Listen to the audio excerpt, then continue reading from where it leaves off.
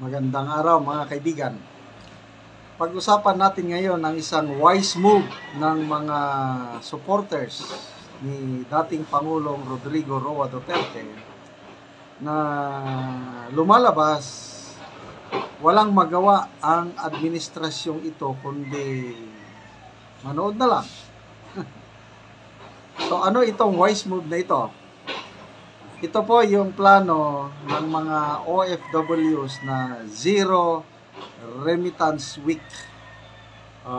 May article na sinulat ni Rob Rances, isang magaling na political analyst. Sabi niya, the Zero Remittance Week is a brilliant move by OFWs for several strategic and symbolic reasons. So, inisa-isa. Number one, it's a symbolic power without violence. It's a non-violent, peaceful form of protest, but one that speaks volumes. Remittances are one of the pillars of Philippine economy, and by temporarily halting them, OFWs aren't destroying the system. They're reminding the government who helps them keep afloat. Number two, economic signal without collateral damage. Contrary to critics' fears, a one-week delay won't significantly hurt families who rely on remittances, as most OFWs plan their support in advance. It is a calculated disruption that targets attention, not survival. The goal is not to wreck the economy, but to show how much leverage OFWs hold in it. Pakitang power lang. 1 week lang naman eh. Kaya lang natataranta ang palasyo.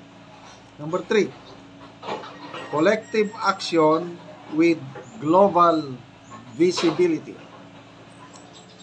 OFWs span the globe. Kaya nagkalat sa buong mundo.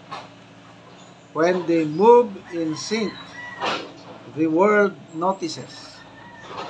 This protest sends a message not only to Malacanang but also to international observers, showing that Filipinos abroad are politically aware, organized, and unafraid to act. Number 4, reframing OFW's identity. This action shifts the perception of OFWs from being economic lifelines to being political voices. They are no longer just senders of money. They are senders of accountability, of resistance, and of truth. Number 5, emotional leverage. The government often claims OFWs as modern-day heroes. The protest flips that narrative. If we are heroes, then listen when we speak. The temporary withholding of remittances becomes a moral wake-up call. Don't exploit our sacrifice while ignoring our voice. Number 6, hard to suppress, easy to amplify. Mahirap pigilan eh. This kind of protest can't be dispersed by riot police. Kaya sabi ko, walang kalaban-laban eh. Or block with barricades. It's digital, personal, and dispersed. making it hard to suppress and easy to spread across platform. Brilliant move, sabi niya. The Zero Remittance Week is a smart, symbolic reminder that power doesn't just sit in office. It can flow through the hands of millions of hardworking Filipinos abroad. Okay.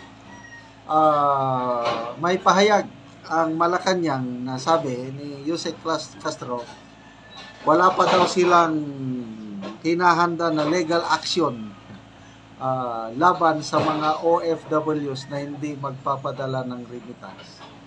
Tanong, meron bang batas na nagbabawal sa mga OFWs na hindi magpadala? Meron bang batas na nagdidictate kung kailan sila magpadala? Except lang sa mga seamen. Yon. Required sila na 80% sa kanilang kita ipapadala. But yung mga land-based, I think wala. Kaya walang legal action dyan. Pera ng OFW yan. Ano pakialam ng gobyerno? Kung kailan niya ipadala, bahala siya. Karapatan niya yon. Okay, magbasa tayo ng mga comments.